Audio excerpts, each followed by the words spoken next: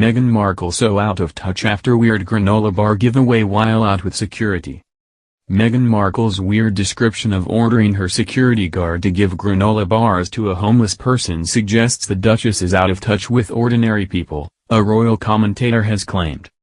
Jonathan Sacerdoti also branded the 41-year-old delusional for suggesting the royal couple's reality show would be a historical documentary. Mr. Sacerdoti, a regular contributor to The Spectator who also appears as a guest on Sky News, was commenting on the Duchess's profile piece in The Cut magazine, published last week.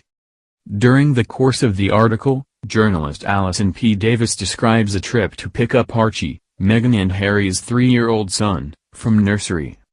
She writes, "At a stoplight, she reaches into the trunk and produces a brand new black backpack and hands it to her security detail to give to an unhoused man on the corner. They are teaching Archie that some people live in big houses, some in small, and that some are in between homes. They made kids to pass out with water and peanut butter crackers and granola bars." Mr. Sacerdoti described the anecdote as one of the most telling stories in the whole piece. He said, "The constant mentions of how they seem to gift everyone at the school and even the journalist herself these giant baskets of fruits and vegetables as if they were organic Mother Theresa's, it's just so out of touch again, with what I think most ordinary people are dealing with." The story of how at the traffic lights she reached into the boot of the car to pull out a pristine new backpack and give some granola bars to a homeless person via her security detail in order to teach their son about his privileged position in the world and how other people have less than them. Mr. Sacerdoti said he cannot think of a weirder way of teaching a child that on a journey in which you get your security guard to give healthy snacks to a homeless person, without you having necessarily to go near them yourself. He also highlighted Meghan's apparent rejection of the reality show label in relation to the Sussexes' forthcoming series, preferring the term historical documentary. The Duchess explains, "The piece of my life I haven't been able to share, that people haven't been able to see, is our love story. I hope that is the sentiment that people feel when they see any of the content or the projects that we are working on." However, Mr. Sacerdoti said, "It's a sort of almost delusional reimagining of what everybody suspects they're doing. You say tomato, I say tomato, you say reality show, I say a historical documentary about our untold love story. I think that it is, so far, certainly in these last 2 big publicity stunts, all about Meghan." Harry pops in to give a reminder of why we should be paying attention to her because probably she wouldn't be getting this level of profile were it not for the fact that she's married him.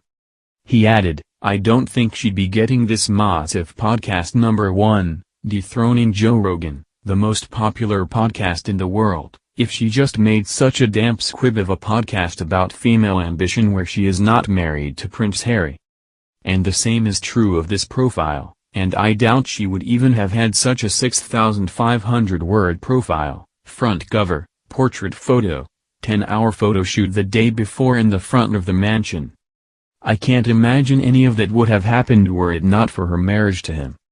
It was all about her, but he needs to pop up in these cameos in order to remind everyone why she thinks we should be listening." During the course of the interview, Meghan also appeared to say that Harry had complained that he had lost his father, Prince Charles, as a result of the fallout from their marriage in 2018, not least the explosive 2020 interview with Oprah Winfrey in which she claimed an unnamed royal speculated about the skin tone of as yet unborn Archie.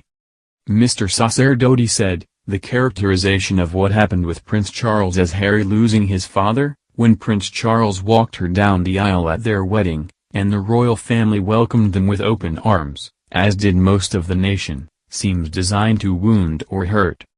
And I think they know that the royal family is inclined not to react to every individual aggression from their way. They occasionally do, such as with recollections may vary or we are not a racist family.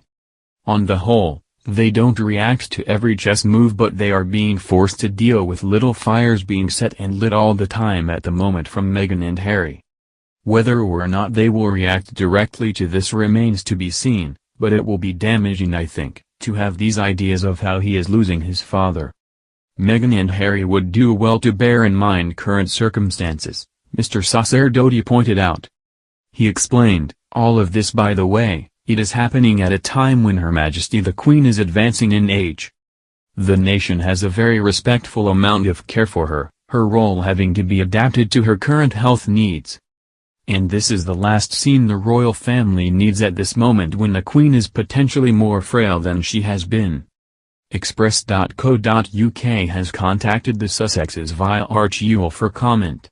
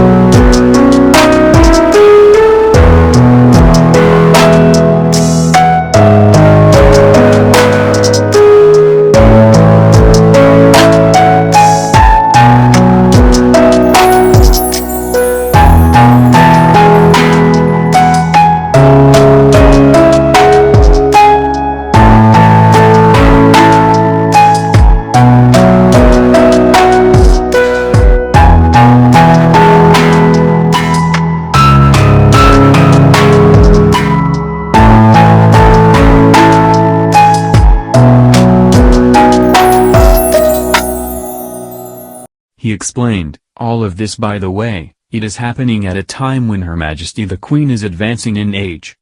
The nation has a very respectful amount of care for her, her role having to be adapted to her current health needs. And this is the last scene the royal family needs at this moment when the Queen is potentially more frail than she has been. Express.co.uk has contacted the Sussexes via Arch Ewell for comment.